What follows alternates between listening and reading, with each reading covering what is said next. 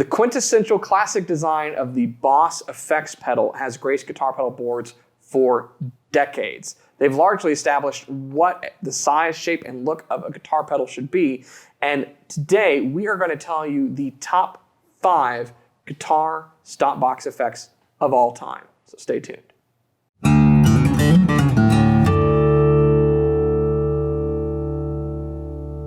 Hey, you're watching Alamo Music TV. My name is Chris McKee. And I'm Cooper Greenberg. We're here with Alamo Music Center in San Antonio, Texas. You can find us online at alamomusic.com. If you're new to our channel, make sure to subscribe, turn on notifications, and like our videos. If you'd like to support the channel, visit our Teespring store linked below for our custom designed t-shirts. And also visit alamomusic.com and buy stuff, right? Mm-hmm. Right.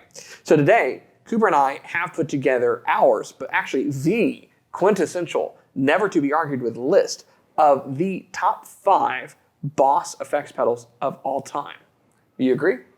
Yeah, I think so. It's going to be controversial, but we can argue with people in the comments. Don't worry, it's the internet. People will tell us we're wrong. Yeah, it's all good. So we're going to start off right here with the Blue Classic. That is the BD2, the blues driver from Boss. And this is really kind of a different overdrive pedal that Boss developed to not just kind of be an overdrive, but really try to create the sound of those classic tube amps. Yeah, it's very different than, like a TS-808 or TS-9, which is, classic Ibanez tube screamer overdrive, because it does not have the mid boost. It doesn't have that coloring. It can be used in a wide range from just nice clean boost, pushing it a little bit, get some of that tube kind of crunch, and then it's not going to be distortion, but it can rock and roll. Yeah, it's really made to offer you a lot of versatility with the sound and be very musical. And so it never oversaturates the sound to the point that it's giving compression on its own, like gain turned up all of the way on a bad amp, for instance. What it really does is give you that wonderful breaking up sound of a tube amp, but allowing you to have that musicality, that dynamic range that will even impact the response of the overdrive that comes out of the pedal. Fantastic pedal. Yeah. It's amazing. It's been cloned so many times by a ton of other, pedal manufacturers, but it's pretty hard to just beat the classic. And also, we have done a review on the Angry Driver from Boss, which is another really cool one. It's not going to make our top 5 list, however. Because you got to go with the classic. You got to go classic, but you can get something like the Blues Driver mixed in with the JHS Angry Charlie to make the Angry Driver. But I would be lying if I said that, if I did not say that some of my favorite sounds off of the Angry Driver were just the blues driver part. Yeah. It's like Bill Murray said in Groundhog Day, don't drive angry. Just go with the blues driver. Just get the blues driver. All right, we're going to put it through its paces.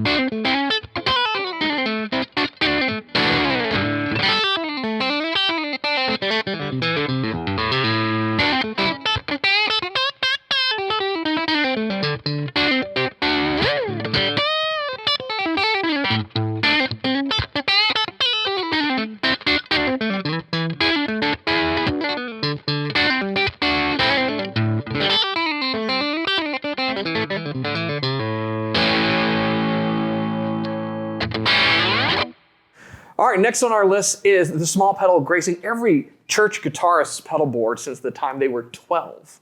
And that is the Boss Metal Zone. Now, this actually gets a lot of flack on the internet, this little pedal. Yeah, not to mention some conspiracy theories that have been making the rounds that we actually talked with Texas Public Radio about.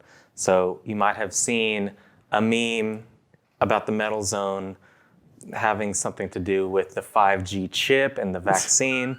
That's not true. However, it is sick. You know what I'm saying? It is. It is sick. Yeah, no, the Metal Zone, it's funny.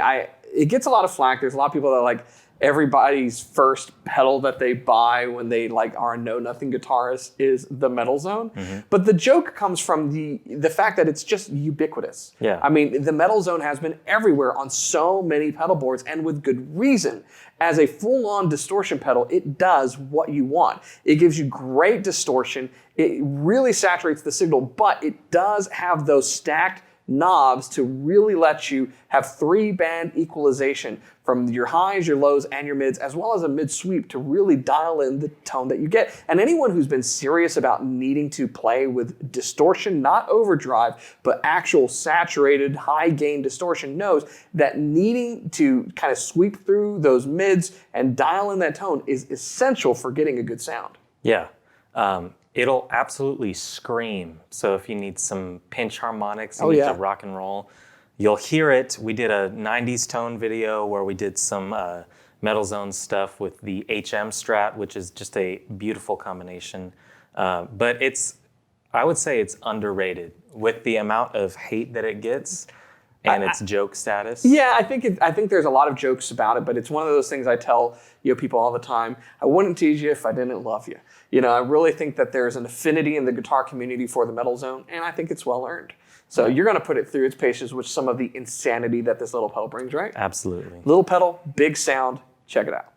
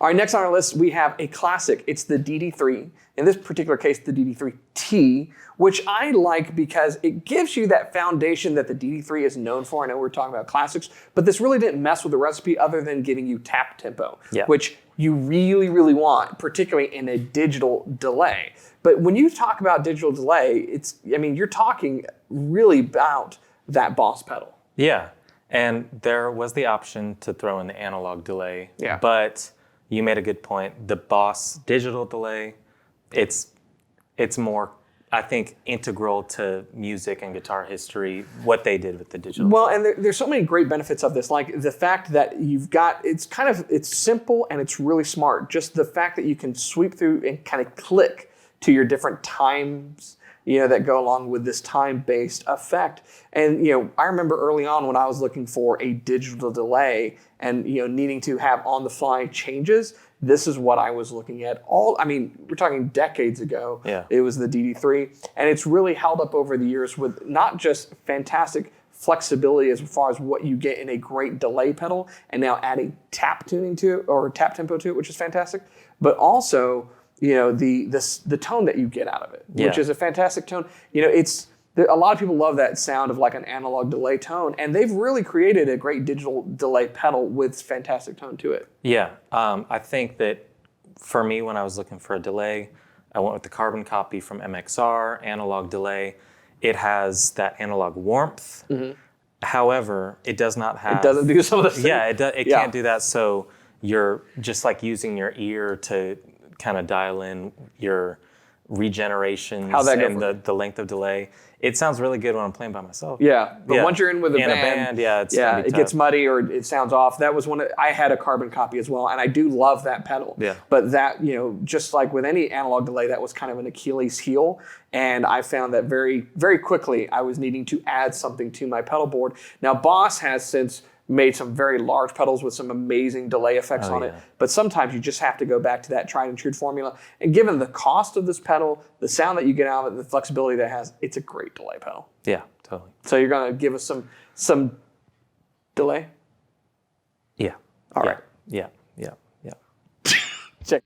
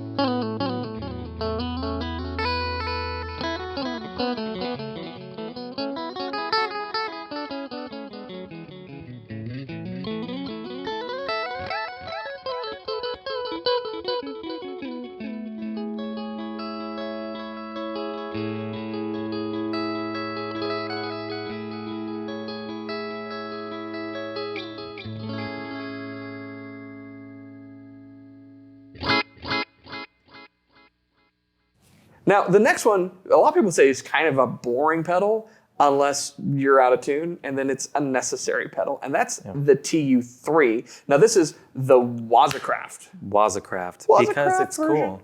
We have the regular one, but when I was picking them out, why not choose Waza? They're cool. We have a Metal Zone Waza, and I wish that I would have grabbed that one now. There's the Blues Driver Waza, and I'm pretty sure there's the digital delay. There's the DD3 Waza, I believe, yeah. I think so. If not, you'll tell us. Love that little Made in Japan sticker on the top of that TU3. Wazacraft stuff is just super cool. But the tuner is important for anybody's board, and it's affordable to where you just get one, throw it on there. You can use a snark as long as you want, but it's just nice to have it and to be able to mute the signal when you're tuning in a live setting. Mute the signal, power other effects pedals, and get that really nice bright display that also is extremely accurate. Now, this is the latest version of the pedal. There was the TU, the TU2, now the TU3. I have utilized all of them. I know people who've gone through every single iteration of these pedals just because they're just about bulletproof. And they are extremely accurate down to the sense of how flat or sharp your note can be. You could have the very best gear and all the very best effects, but if you are out of tune even a little bit, people are going to notice. It will make the entire set pretty sour pretty quick. Yeah. And so, I love the fact that it's versatile and it does what it does really, really well. I have compared this personally with some other tuners that are out there on the market. Some are just as accurate, and some are much, much less accurate and trying to do too much at one time. So, TU3's got to be up there with the top 5 because, how many people use a TU3 or TU2 before it? Yeah, so we're going to dial in some tones on this thing. You're going to hear it in the demo, how in tune I am.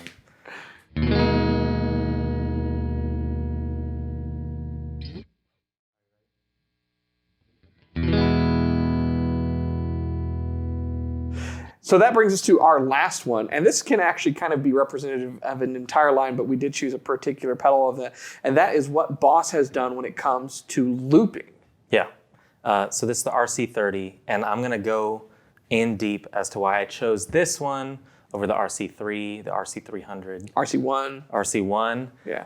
It's the simplicity, yet it gives you the 2 pedals. So you can go way bigger and have way too much to play with. Superfluous options, which are really good for a very specific type of player. But I have a lot of really cool pedals. This is by far, for me, the most important for playing live because I do a lot of solo stuff. And it's been with me on every single gig that I've done for the last 5 or 6 years. And the 2 pedal is why I choose it over the RC1 or the RC3. And it's because it's a separate pedal to stop your loop. Right. So with the single pedal iterations, you got to do a quick double tap. Yeah. And on a very time-based, tempo-dependent effect. Yeah. There's little minute things with your timing that will make your loop perfect or throw it way off.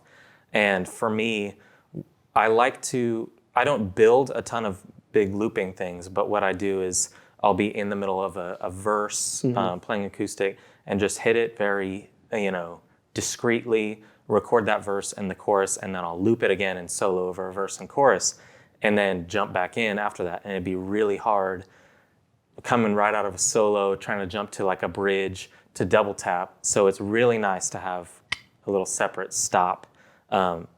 It saves 100 presets. It has a mic in to where you can do vocal loops. It has phantom power, so you can use a condenser mic. Full stereo connection. Full stereo. You can hook it up USB, so you can upload your loops onto a DAW. And it's got a drum machine built in. Yeah. It covers all the bases for like a solo musician. I think, to your point, it's the Goldilocks of the RC lineup because it has a lot of features that some people will never use, but it's not inundated with too many features. It doesn't get overcomplicated. Yeah. You ever want to see overcomplicated? I think it was an RC 300 and Tim Hawkins in the guitar fail video, which is fantastic. That'll show you people that buy too big of a loop pedal and mess up. Yeah. But yeah, it gives you just enough. Most people will not find the end of the features that are available on this. And I, for the same reason, use the same pedal, and really, it's for that dedicated stop. It's like every pedal should have its own stop for a loop. Because of how vital it is. Because if you get it wrong, you'll know it. You can't have a messed up loop and then play over it. It's just wrong. So. Yeah. And calling back to our practice video, 10 practice tips, this might not be the coolest looking, the craziest effect sounds that Boss makes, but this will make you a better player. Just like the tuner will. But practicing with a looper for your improvisations, doing solos, writing, looper, it's the best. There you go. Get one. You ready to lay down a loop for us? Let's loop it. Loop it up, boy. All right.